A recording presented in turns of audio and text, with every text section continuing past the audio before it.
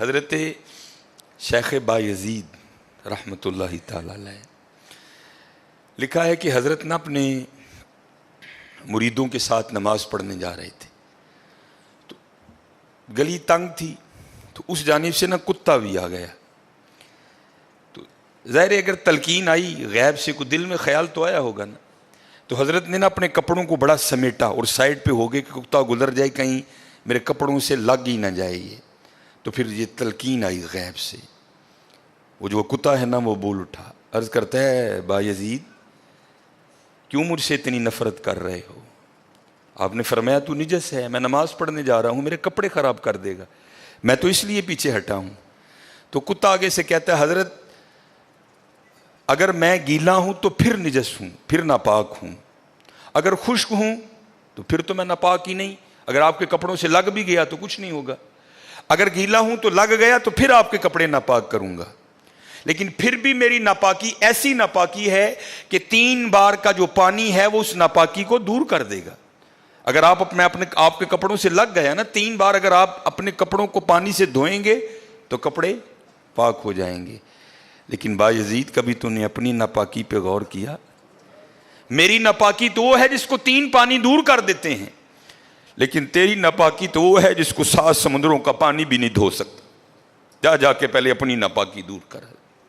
ہاں حضرت، یہ اندر کی ناپاکی، اور کیونکہ بات ان سب بابوں کی ایک ہوتی ہے، انداز جدا ہوتے ہیں، تو پھر یہی بات حضور بلے شاہ رحمۃ اللہ تعالیٰ نے کس طرح لکھی؟ آپ فرماتے ہیں پھلاں دا تو عطر بنا، پھلاں دا تو عطر بنا، عطر دا پھر تو کڈ دریا، دریا وچ پھر تو ڈبکیاں لا۔ ذرا بات کی گہرائی تک جانا۔ حالا عطر کیا ہے؟ تھوڑا سا شیشی پہ لے کے اپنی ہتھیلی پہ لگایا، اس طرح کر کے جسم پہ لگا دیا، جہاں سے گزرو گے وہاں سے بھی پتہ چلے گا اس بندے نے عطر لگایا ہے۔ اگر تھوڑی امپورٹڈ شیشی ہے، تھوڑا سا خود پہ سپرے کر لو، جہاں سے گزرو گے وہاں سے بھی پتہ چلے گا کہ اس نے عطر لگایا۔ عطر تو اتنا سا بھی ہو تو وہ بو کو دور کر دیتا ہے، ختم کر دیتا ہے وہ۔ لیکن کتنا گہرا مصرع ہے، پھلاں دا تو عطر بنا، عطر دا پھر تو کڈ دریا، تھوڑا سا لگانا نہیں، پھلاں دا تو عطر بنا، عطر دا پھر تو کڈ دریا، دریا وچ پھر تو ڈبکیاں لا، پھر بھی تیری بو نہیں مکنی، پہلوں اپنی میں مکا، پہلوں اپنی میں مکا۔ انہوں نے تو بنایا تھا فقیر، چل تو آج تو بعد ساڈا فقیر لے، لیکن یہ میں، اس نے پھر موقع ضائع کر دیا۔ میں حضرت پھلاں دا تو عطر بنا، عطر دا پھر تو کڈ دریا، دریا وچ پھر تو ڈبکیاں لا، پھر بھی تیری بو نہیں مکنی، پہلوں اپنی میں مکا۔ اور جس نے مکا لی حضرت، اس کا کام بن گیا، وہ تو ہے ہی کریم۔ ہاں، اور کتنے کریم ہیں میں آپ کو بتا نہیں سکتا حضرت۔ یہ ہفتے کی رات تھی، جو پچھلا ہفتہ گزر گیا نا، جس طرح کل ہفتہ آئے گا، یہ بھٹر میں پروگرام تھا، تو پروگرام پہ گئے، وہاں سے مجھے آتے آتے نا تقریباً 12 بج گئے۔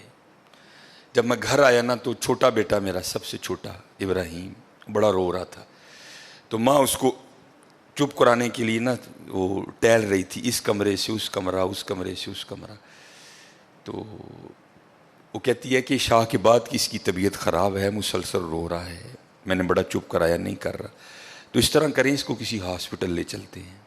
میں نے کہا چلو، ہم الخدمت لے گئے، وہ ڈاکٹر نے چیک کیا، اس نے کہا بچے کا گلا خراب ہے، اور جب بھی بچوں کا گلا خراب ہوتا ہے نا، ساتھ پھر ان کے کان میں بھی درد ہوتی ہے، اس کے کان میں درد ہے، اس لیے رو رہا ہے۔ اس نے وہ دوائی وغیرہ انجیکشن وغیرہ لگائے، اس کے کان میں ڈراپس بھی ڈالے، لیکن میں نے کہا نہیں، میں آدھا گھنٹہ ویٹ کروں گا، بچے کی جب طبیعت سنبھلے گی نا میں پھر ہی گھر لے کے جاؤں گا۔ ہم وہاں بیٹھ گئے، خیر بچے کی طبیعت سنبھل گئی، ہم لے کے نا گھر آ گئے۔ اب ظاہر ہے بچے کی طبیعت خراب تھی، اس کی ماں نے عشاء کی نماز نہیں پڑھی تھی، میں نے فرض اور سنتیں پڑھ لی تھی، وتر اور نوافل میں نے بھی نہیں پڑھے تھے۔ وہ بچہ سو گیا، ہم نے اس کو چارپائی پہ لٹایا، آگے میں نے نماز شروع کر دی، میرے پیچھے میرے بیٹے کی ماں نے نماز شروع کر دی۔ اب میری وطروں کی نا دوسری رکعت تھی، ظاہر ہے ماں بھی یہاں ہی ہوگی، وہ فرض پڑھ رہی تھی، میں وطر پڑھ رہا تھا، یا اس کی تیسری رکعت ہوگی یا اس کی بھی دوسری ہوگی یا چوتھی ہوگی. اب اس کی نا آنکھ کھل گئی، اس نے بڑی شدت سے رونا شروع کر دیا. تو ہر مسئلے کی روح سے آپ نماز توڑ سکتے ہیں، کیونکہ وہ چارپائی سے بس گرنے ہی والا تھا. دودھ ابل رہا ہے، بی بی نماز پڑھ رہی ہے، نماز توڑ کے دودھ بچائے. کوئی کنویں میں گر رہا ہے، نماز توڑ کے اس کو بچاؤ. پہلے توڑ سکتے تھے، لیکن میں نے کہا نہیں، میں نہیں توڑنی. کوئی بات تھا نا حضرت، محبت تو تھی اولاد کی لیکن دل تھوڑا سخت. لیکن ادھر کیا تھا؟ ادھر ماں تھی حضرت. اس نے کیا کیا؟ اس نے نماز توڑ کے نا بچے کو جا کے چارپائی سے اٹھا کے سینے سے لگا لیا. اب میں نے وطروں کی تیسری رکعت پڑھی تو میں مصلی پہ بیٹھ کے نا میں رو پڑا. ہائے، نبی علیہ السلام نے کیا فرمایا کہ اللہ جل شانہ بندے سے 70 ماؤں سے بڑھ کے پیار کرتا ہے. یار اگر ایک ماں کی محبت یہ ہے تو پھر اس کی محبت کیا ہوگی حضرت؟ اگر ایک ماں کی محبت یہ ہے کہ اس نے نماز توڑ کے بچے کو سینے سے لگا لیا، تو پھر تصور کرو حضرت جو 70 ماؤں سے بڑھ کے پیار کرتا ہے اس کی محبت کیا ہوگی. لیکن بات پھر وہی ہے حضرت، ہم تو مائل با کرم ہیں، لیکن کیا ہم تو مائل با کرم ہیں، لیکن آگے سے کیا؟ جب یہ وہ بچہ تھا نا، میں نہیں تھی حضرت اس میں. وہ تو پوری شدت سے رو رہا تھا، مجھے بٹھاؤ، مجھے اٹھاؤ، مجھے بچاؤ، مجھے بچاؤ. شدت تھی نا حضرت، اس شدت نے ماں کو مجبور کر دیا کہ اس نے نماز توڑ کے بچے کو اٹھایا. یہاں بھی جب شدت آتی ہے نا حضرت، تو پھر دریائے رحمت ایسا جوش میں آتا ہے کہ بگڑی بن جاتی ہے حضرت. لیکن پھر کیا ہے؟ ہم تو مائل با کرم ہیں، کوئی سائل ہی نہیں. مسلمانوں سے اچھا گمان رکھو، حسن ظن. تمام مسلمانوں سے عموماً اور اپنے ساتھیوں سے خصوصاً اچھا گمان رکھو. اسلامی معاشرت کا حکم ہے کہ آپس میں تمہارے گمان اچھے ہونے چاہیے. جب اچھے گمان ہوں گے تو اچھائیاں نظر آئے گی، بدگمانی ہوگی تو برائیاں نظر آئے گی. شیطان اپنی تو خوبیاں دکھاتا ہے اور دوسروں کی خرابیاں دکھاتا ہے. اپنے بارے میں اللہ سے کہنے لگا شیطان کہ انا خیر منہ، میں آدم سے اچھا ہوں. حالانکہ آدم کو تو اللہ تعالیٰ نے پسند کر کے چن کر کے بنایا ہے، چھانٹا ہوا ہے بندہ آدم. وہ کہتا ہے میں آدم سے اچھا ہوں، اس لیے یہ مجھے سیدھا کرے نہ کہ میں اس کو سیدھا کروں. اپنی خوبی دیکھ رہا، آدم علیہ السلام میں اس کو خوبی اس کو نظر نہیں آتی. یہ اس کا کام ہے، آدمی کا نفس، آدمی اور شیطان اپنی خوبیاں بتاویں اور دوسروں کی خرابیاں اس کے سامنے، اور بدگمانی لاتا ہے. علماء نے کہا ہے کہ سب سے زیادہ بدگمانیاں شیطان دینداروں میں پھیلاتا ہے. دینداروں میں بدگمانیاں، اس نے یہ کر دیا ہوگا، اس نے یہ کر دیا ہوگا، اس نے یہ کر دیا ہوگا. حالانکہ حقیقت کچھ بھی نہیں ہے، بدگمانی ہے. دین نے حکم دیا ہے کہ اچھا گمان رکھو. مولانا الیاس صاحب رحمۃ اللہ علیہ فرماتے تھے کہ ہماری تحریک یہ تو خوبیوں کا لین دین ہے. مسلمانوں کی خوبیاں دیکھو. جماعت اس لیے ہوتی ہے، جماعت میں 8-10 آدمی ہوتے ہیں، ہر آدمی میں خوبی ہوتی ہے. تو ایک دوسرے کی خوبیاں اس سے مستفید ہو جاؤ، خوبیاں جمع کرو، ایک دوسرے کی خوبیاں لو. یہ ذکر کرنے والا ہے، یہ خدمت کرنے والا ہے، یہ عبادت کرنے والا ہے، یہ بھاگ دوڑ کرنے والا ہے، یہ تشکیل کرنے والا ہے. ہر ایک کی الگ الگ ہوتی ہے. 5 انگلیاں ایک سے نہیں بنائی اللہ نے، ہر ایک میں خیر ہے. حضور فرماتے ہیں الناس معادن کمعادن الذهب والفضہ، کہ لوگ اپنی جگہ ایسے قیمتی ہیں جیسے سونے اور چاندی کی کانیں ہوتی ہیں. ایک ایک آدمی سونے کی کان کی طرح سونا بھرا ہوا ہے اس میں. اگر اچھا گمان ہوگا تو خوبیاں نظر آئے گی، عقیدت ہوگی، محبت ہوگی. اور اگر شیطان کی طرف سے آ کر بدگمانی پیدا ہوگی پھر کٹکٹاؤ ہوگا. سب سے پہلا اثر بدگمانی کا تعاون ختم ہو جائے گا. ذہن تعاون نہیں کرے گا کہ میں نہیں جانتا یہ جانے. ہاں کیوں؟ کہ اس کو بدگمانی پیدا ہو گئی ہے، اور بدگمانی کی کوئی دلیل نہیں ہوتی. جی ہاں، نظر بدل گئی ہے تو اس کو اس کی خرابیاں ہی نظر آتی ہیں ذہن میں. پہلے خرابیاں بدگمانی کی وجہ ذہن میں نظر آئے گی، پھر زبان پر آئے گی. جب زبان پر آئے گی تو وہی بات غیبت بنے گی. بدگمانی کے بعد غیبت بنتی ہے. مولانا یوسف رحمۃ اللہ علیہ فرماتے تھے کہ غیبت کا گناہ ایسا ہے کہ اس کی نقد سزا ملتی ہے. کہ غیبت کی نقد سزا کیا؟ کہ ان کے دل پھٹ جائیں گے. بدگمانی ہوئی پھر وہ زبان پر آئے گی، انہوں نے یہ کیا، انہوں نے یہ کیا. وہ پوچھو تو اس کو خبر بھی نہیں بیچارے کو. ہاں پھر زبان پر تذکرہ آیا کہ غیبتیں ہوئی کہ بھائی اب دل پھٹیں گے. اس لیے اللہ نے اسے منع کیا ہے کہ بدگمانی سے بچو، یہ بری بات ہے۔ اسلامی معاشرت میں اس کا حکم نہیں ہے کہ کوئی بدگمانی کرے، کسی کا عیب نظر آوے تو چھپا دو، حیات الصحابہ پڑھنا، عیب ہے کہ چھپاؤ، معاشرے میں ماحول میں اس کو ظاہر مت کرو، چرچا مت کرو۔ جو بھائی کا عیب چھپائے گا اللہ اس کا عیب چھپائے گا، جو بھائی کا عیب کھولے گا اللہ اس کا عیب کھولے گا۔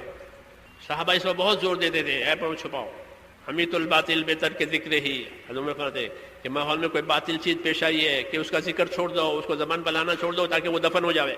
چرچا کرو گے تو وہ زندہ ہو جائے گا، جو نہیں جانتے وہ بھی جان جائیں گے اور معاشرہ بگڑ جائے گا۔ یہ سب بدگمانیوں کا اثر ہے، یہ حرام ہے، کیونکہ غیبت پہ لے جائے گا، پھر غیبت توڑ پر لے جائے گی، اور جب توڑ آیا کہ ساری کوششیں ختم، آگ لگ گئی، آگ لگ گئی۔ اس لیے حکم ہے کہ صبر کرو، کوئی بات نظر بھی آوے ناگوار کہ صبر کرو، منہ بند کرو۔ رائےوں میں اختلاف صحیح ہے، رائے میں تو اختلاف ہو سکتا ہے، اس کو اختلاف کہتے ہیں، یہ رائے ہے، یہ رائے ہے۔ کتنا امام مذاہب ہمارے، امام شافعی کے الگ رائے ہے، امام محمد کا الگ رائے ہے، امام مالک کے الگ رائے ہیں، کوئی اپنی رائے پر اصرار نہیں کر رہا، ایک دوسرے کا احترام کرتے ہیں لیکن اپنی رائے پر عمل کرتے ہیں۔ ایسے رائے میں اختلاف ہو سکتا ہے، لیکن اپنی بات پر اڑ جانا اور مخالفت کرنا اس کی اجازت نہیں۔ تو اختلاف الگ ہے، مخالفت الگ ہے۔ جب یہ باتیں پیدا ہوگی تو اختلاف سائڈ پر ہو جائے گا، مخالفت ہو جائے گی۔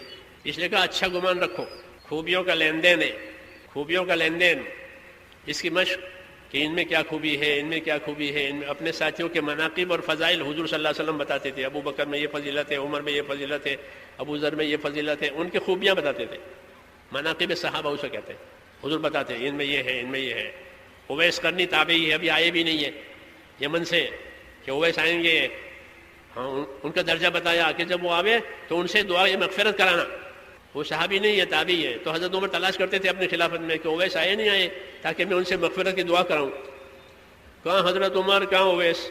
کیوں؟ ان میں ایک خوبی ہے، نبی نے بتایا ہے کہ خوبی تلاش کرو۔ حیات الحیوان ایک کتاب ہے، علماء جانتے ہیں، ہم حیوانات کی تفصیل لکھی ہے، اور بھی بہت سی باتیں اس میں ہیں۔ اسلام کی وہ ایک عجیب کتاب مانی جاتی ہے اسلامی کتب خانے میں، حیات الحیوان، دیمیری کی ہے، مصری ہے، مختلف حیوانوں کی مختلف چیزیں لکھی ہے۔ تو اس میں قصہ لکھا ہے کہ ایک بزرگ کہتے تھے کہ مجھے ہر چیز میں خوبی نظر آئی ہے، ہر چیز میں۔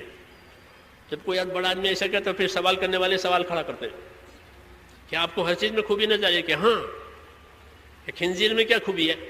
کیوں؟ اسلامی شریعت میں وہ نجس العین ہے، پورا ناپاک ہے، اس کی کوئی گنجائش ہی نہیں۔ کہ آپ نے اس میں کیا خوبی دیکھی؟ کہ ہاں اس کی ایک خصلت ہے۔ کہ کیا خصلت ہے؟